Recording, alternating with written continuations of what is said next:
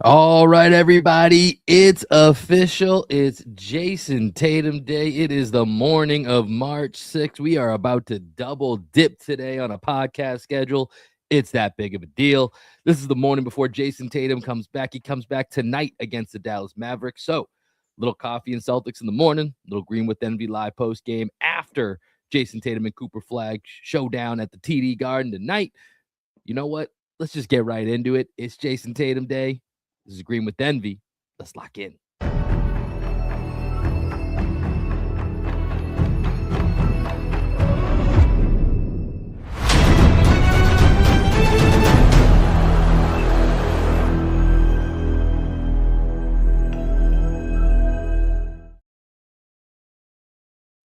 What up, what up, what up? Welcome into a special edition of Coffee and Celtics here on Green with Envy. It is Jayson Tatum Day, and we are here to celebrate. As always, it's your boy Will. We are checking in. How you doing? How you living? Joining me this morning to give you the preview of the return, 289 days in the making. It's my best friend, co-host, and the coach of our podcast, the one and only Greg Manakis. Happy Jayson Tatum Day. Man, I'm so excited. I've been waiting for this day for so long. Yesterday, just to kind of paint the picture, I know Danielle kind of texted you and Lorena how it went down at our house. But when I work in the office, Danielle works at a school, we come home, we talk about our days, right? That's just what happens.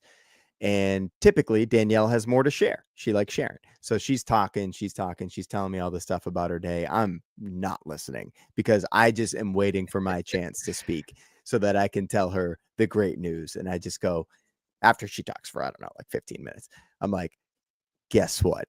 And she goes, what? I go, Jayson Tatum is back. He's playing basketball tomorrow night. And she goes, you just said that with the excitement of finding out that Garo and Lara, our friends who are expecting a baby, just had their baby. And I go, oh my God, Garo and Lara did have their baby because it happened yesterday. And it was the greatest moment ever. That just shows you the priorities I have, where Jayson Tatum returning took priority over one of my best friends having his second child. So very average friend, but a very elite Jayson Tatum fan is what I'm taking away from that story. I couldn't. She was like, "Wait, are you serious? Did they actually have their baby?" I was like, "Yeah, they did. I got the text message this morning." And she's like, "Wow, you actually care more about Jayson Tatum than anything else in the world." Huh? I was like, "Yeah, it's pretty much true." I mean, listen. To be fair to you, we host a show in which, since basically when Jayson Tatum went down, what was it, April, whatever it was, or May, early May, whatever it was. This has been lingering in our life. We podcast roughly twice a week, sometimes more on weeks like this. Like, this has been a story that has been prevalent and just looming in our lives 2 to 3 times a week. And with any research that we do, with anything else that we frame a topic around, this has been lingering as a topic, just right there in front of our faces. So when the news drops, it's hard not for it to feel consuming, especially as we've been kind of waiting on this, like on edge for the last like week and a half, when we knew it started to get kind of real. And I've been checking my phone a lot over the last like week or so, seeing these Shams updates. And every time it's like a 10-day contract for a guy I don't know about in the G League, it's always really disappointing, right? It's like, Yeah. I get it. It's like I wish there was almost like levels of guys that did like the big breaking news, right? So it's like I don't really need to know about every 10-day contract that goes on in the NBA, because then I get my hopes up, right?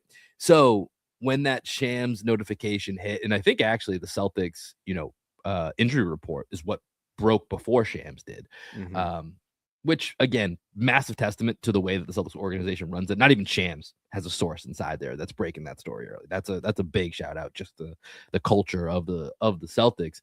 But I saw Shams' big breaking news: Jayson Tatum's coming back on Friday, and I just started grinning like a buffoon. I didn't have anyone to share it with. I'm working at home, solo dad in it this week, so I just took the time to enjoy it to myself. And our buddy Liptak texted us, and I told him, I was like, I've just been grinning for about the last 30 minutes right now. It's just such a cool story, man. And it's just unprecedented in terms of returns from this injury, right? I think with Jayson Tatum's return, there are obviously some questions that we're going to have to talk about. Are Mhm. there any questions that you have at the top of your mind? I mean, it's funny. I joined. If you listen to our last podcast, we had Kevin Lynch, who's from the Cavs podcast that's also here at Blue Wire. I hopped on their show last night, talked a little bit about this because the news had already broke. And I mean, my question is just the obvious one: just how does he look? Like, I don't really have too many. I think a lot of everything else that people are going in pretty extreme directions on, like, can Tatum take his team back from Brown? Will he settle into, not to, be play under Jaylen Brown now, or like what, like that's going to be this big. And I honestly, like, there's parts of those extremes that are true, that there are like dynamics that you have to kind of figure out.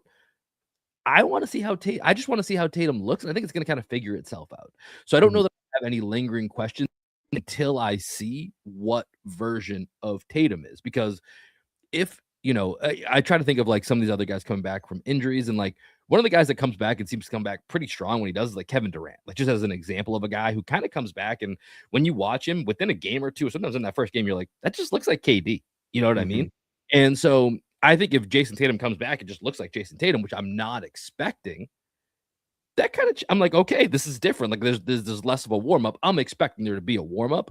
So for me, I want to see how he looks and what version, what percentage of Jayson Tatum we have before I get really concerned, because these guys have played for so long together that I just don't think it's going to be that big of an issue. Interesting. I'm not even thinking about like concern level, or I'm just one like the questions that I have.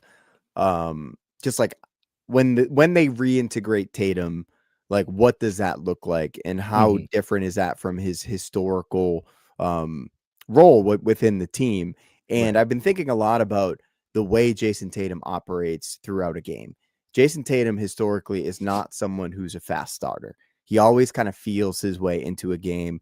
Last year was actually a departure from the norm where Jalen historically had been like the first quarter guy, right? Jalen would come out, He he'd was the have like, opener. yeah, he was the opener. He'd have 13 points in the first quarter. He'd be like getting out in transition. Tatum would take a backseat. Tatum would come out around like the 6 minute mark, and then he'd kind of work his way into the game a little bit more with the second unit. Last year, he inserted himself into the first quarters a little bit more than I was accustomed to, right? But when you think about the way that the Celtics have been playing and the way Jayson Tatum is coming back, it'd be very easy for him to slide back into that role of just kind of seeing what the game needs. And I think Mhm. people have this misperception nationally that Jayson Tatum is one of these guys that goes out hunting shots because they Right. see the highlights, they see the step back threes and all that. Jayson Tatum is not shooting 25 shots a game, you know, putting himself above the team. He's always someone that basically has played point guard for the Celtics for the past 3 years, and he's the one that is the main facilitator. Jaylen Brown, as much as he's done on the ball this year, they do use him in a lot of off ball situations. Jayson Tatum is a phenomenal screener. He knows how to play the short roll, he knows how to pick and pop. He's going to be able to fit his way into this offense, I think, a lot better than people are just imagining, because when they think about two star wings, they think about, oh, there's not enough shots in a game. And that's not how these guys have ever operated. And I think Right. they play off each other really well and understand, especially Jalen has understood when he's supposed to insert himself and when he's supposed to kind of take a back seat, because Tatum kind of has a rhythm to the way that he plays, and he has a rhythm to the way that he kind of gets into the flow of games. And the thing about Tatum coming back that really eases me into him, like to your point, being able to kind of shapeshift into what's needed. His greatest skill set that we've talked about for several years is his greatest superstar asset is that he is above average at everything. Right. Like there isn't something that he's below average at where you're like, well, we want to ease him in. But to your point, it's not like we can't use him in screens. No, he's a great screener. He's a great rebounder. He's a great facilitator. Like there's all these different ways that he can insert himself without having to be the national media narrative of, well, what's he going to do? He needs the ball, right? Like there's so many other things that he does, and he's going to get the ball. He's going to have the ball. Like we've talked a lot about, the Vooch trade for Anthony Simons. Part of it was, hey, if Tatum comes back, like he's going to fill the ball handling and scoring void that we just traded away with Anthony Simons. offense. And so he's going to have the ball in his hands more. And the Celtics, when you look at this team, like you've been yelling at Joe Mazzulla when they're up 20 in certain games, like get Peyton Pritchard off the court. It's because they only have 3 ball handlers, Greg. They only have 3 guys that they really trust to dribble the basketball and set their offense. And now they have a 4th in Jayson Tatum, right? So he's going to be able to fit in depending on the different lineups. And I think his ability to shapeshift both on offense and defense is going to make it an easier return for him than guys that you have to fit in a very certain way, right? Like he's going to be able to do it where I think to your point earlier about, letting Jaylen going back to kind of like Jaylen taking the opening. I do feel like at least in this game, he's got to get a touch early. Like you got to give him whenever he gets in, whether he starts or whether he comes off the bench. I think he needs to get at least a touch early just to get the feel and get that pop from the crowd because if he comes off the bench, the pop from the crowd is going to be insane. And then the first time he has the ball and he's either up at the top of the key or he gets the ball on the wing, that crowd is going to be ready to just let it fly if he makes a shot when he first gets the ball. And so I think you just got to kind of get that out of the way. It's like a Band-Aid right off. Just go right into it. But I think in general, your sentiment is correct. And I'm excited to see how Joe Mazzulla uses him initially and then eventually over time tries to figure out what this looks like. Because I think initially you just kind of figure he's going to take some of those young wings minutes. But I don't know. I mean, those guys have been so good. It's hard to keep a lot of them out of the lineup. So it's going to be interesting to see how Joe kind of manipulates this. Yeah, Bill Simmons had this theory that they were using Baylor Shireman as like a Tatum proxy over the past few weeks in the starting lineup. Yeah. I disagree 100% with that. Yeah. Yeah. I'm glad we're on the same page. He kept saying it, and he said it once, and I was like, that's a weird thing to say. I don't think that's right. Then he went back to it a couple of times, and I was like, dude, this is not a good take for you to like be doubling down on. This is not. It makes no sense. It makes no sense whatsoever. Like Baylor Shireman is the primary defender on like the best guys on the other team. He's like the point of attack defender. He's flying out of the corners for rebounds and all this stuff. It's like that's not what Jayson Tatum is. He only handles the ball when he drives closeouts. Like he's not initiating offense or anything. It didn't make any sense. Tough take for our guy Bill. But I do think that one of the things I'm going to be really interested in is how Joe plays with the rotations and how he plays with the lineup combinations, right? So I'm imagining Baylor stays in the starting lineup. I just think it makes a little bit more sense to bring Sam off the bench just to have this like supercharged bench unit, right? I do think it's going to be really interesting to see how Tatum plays with Vucevic. I have not been a huge fan of this Vucevic experiment thus far. But the whole point of getting Vucevic is because he is, a facsimile of what KP had brought to the team, what Al Horford brought to the team. And Tatum had great chemistry with those guys, right? So that's what you're hoping. But at some point, we're going to have to make a decision. Is Vucevic the second unit center, or does it just make more sense to go with Garza and like all of the energy that he brings? Because Vuce hasn't brought enough on either end of the court for me to be like, yeah, Vuce definitely deserves to be our second string center. It's taking him time to acclimate to this team, and it all depends on how he meshes with Tatum, whether or not in the last 10 games of the season, we see Joe be like, you know what, Vuce, we tried, it didn't work. We got to go with Garza because we know that Garza works.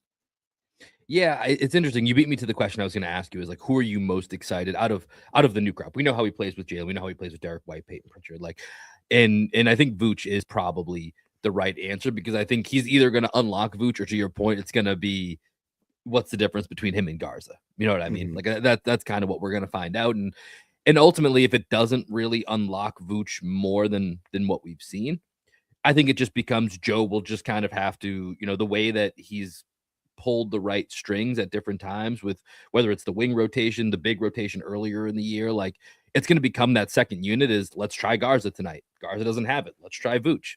Then it's going to go back to, okay, Vooch has the role now. Okay, Vooch doesn't have it tonight. Let's go back to Garza. And so, but I think Vooch is going to get first crack at it for all the reasons that you mentioned. He's got the pedigree. He's got, a little bit of a higher ceiling than Garza, as you saw in like that Brooklyn game where he can go for 28 and 11. Like that's not really a thing that could happen with Garza. So I think with Vooch, it will be interesting to see what that looks like with him and Tatum on the court. And, honestly, Greg, one of the things with Tatum that I'm really interested in is on the defensive end, because the Celtics have played really small for most of the year. Like Jaylen Brown or Sam Hauser or one of these wings that's just like overachieving on the boards, whether it's Ugo with 16 boards earlier this week or Baylor Shireman having double-digit board games. Like all these guys that I'm listing here are like 6'7" and under, right? Like Mhm. that's been the majority of power forward, of the nominal power forward for the Celtics this season. So now inserting Jayson Tatum, who's 6'10" and the best rebounder on this team, next to Nemias Queta, next to, Vooch or Garza, with all those guys I mentioned kind of sliding down to a role in the 3 spot, if you will.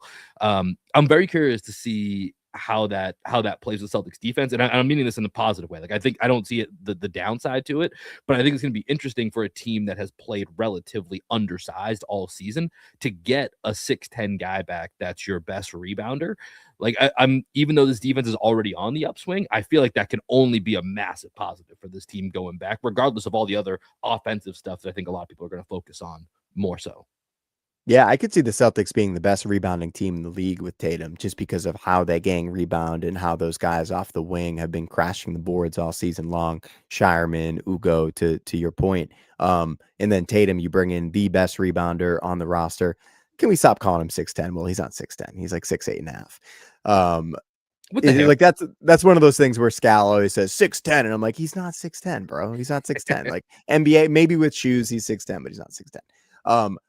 But I do think that one of the things with Tatum, defensively, he has been able to guard 1 through 5, right? We saw that in the finals. He guarded Derek Lively, he guarded Daniel Gafford, and he played point guard on the other end. It was just like one of the most amazing performances that people just like gloss over because he didn't win finals MVP. And will he still have the same versatility to guard down?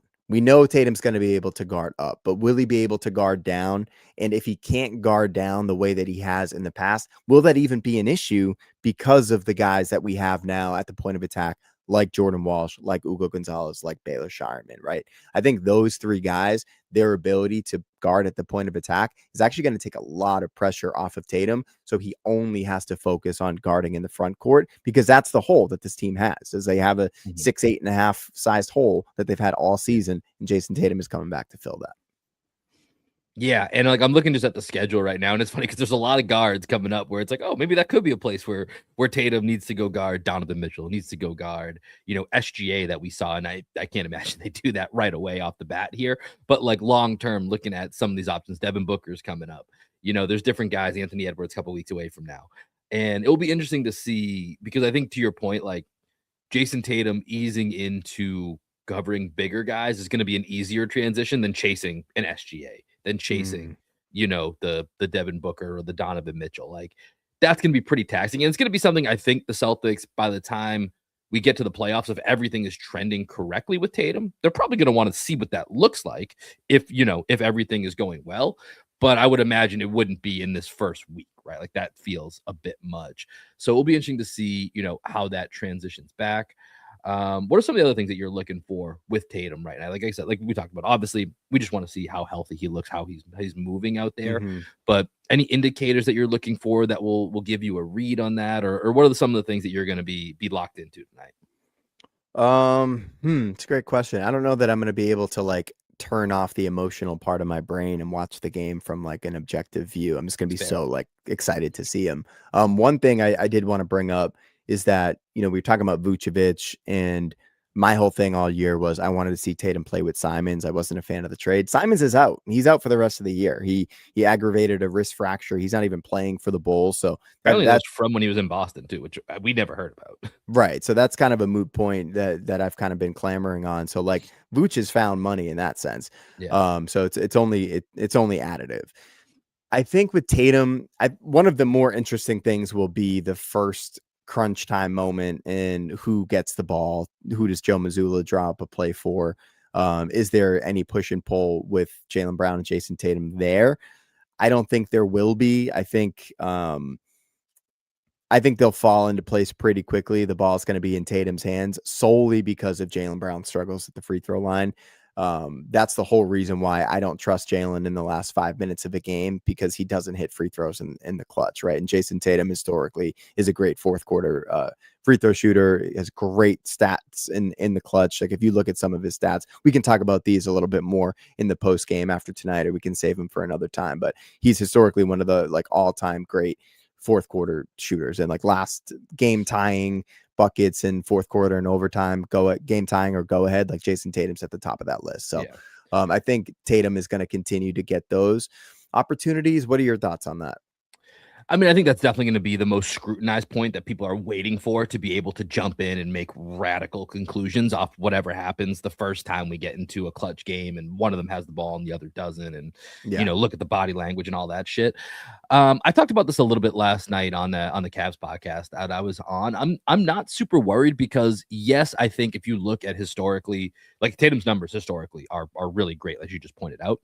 But if you look at the breakdown of like, who has the ball or who gets the shot, it's probably like 60-40 Tatum, 65-35 Tatum. Like, it's not like Jaylen Brown is just off to the side when we get to the end of a game. Like, think about Eastern Conference Finals 2 years ago. Like, who was the play drawn up for that hit the shot in the corner against the Pacers to save game one? Like, that was Jaylen Brown, right? Like, so it's not as if it's always just been set in stone. Like, Jayson Tatum will have the ball last minute. Jaylen Brown, if something else breaks down, maybe he gets a touch. Like, Joe Mazzulla's drawn plays up for Jaylen Yeah. Brown late in games. I think think if it about comes the play to in the finals where Jaylen had that little midi over Tim Hardaway Jr., right? yeah, Like that was one of the biggest exactly. buckets in the finals. Yeah.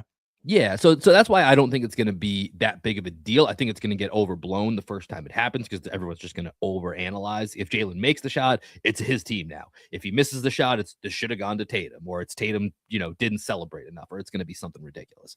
So I'm already ready for those ridiculous narratives to come out. But at the end of the day, I think that part of when you get to the end of the game, I don't think that's going to be all that dissimilar to what we've seen before. I think, to your point, it makes more sense when Tatum is at full strength or close to full strength, because of his playmaking, his ball handling, and his free throw ability, that he makes more sense if there's, if you're setting up a play and he's going to be dribbling, like it's going to be Tatum. But if you're doing like an ATO or something, like doing like a sideline out of bounds play, like Jaylen Brown is absolutely still in the mix. And like there's different things that you'll be able to do. So I'm not very worried about the end of the game from an internal standpoint. I think externally it's going to get annoying when that happens, but I'm excited to see what that looks like. And Greg, some of the things that have changed with this team is Joe Mazzulla's letting, Jaylen Brown kind of operate in that mid-range, not really worrying about like you have to only shoot threes. And that's what I'm curious to see if Tatum takes a little bit of a page from that, right? That's something you and I have talked about, that those 10 threes could really be 7, and those other 3 shots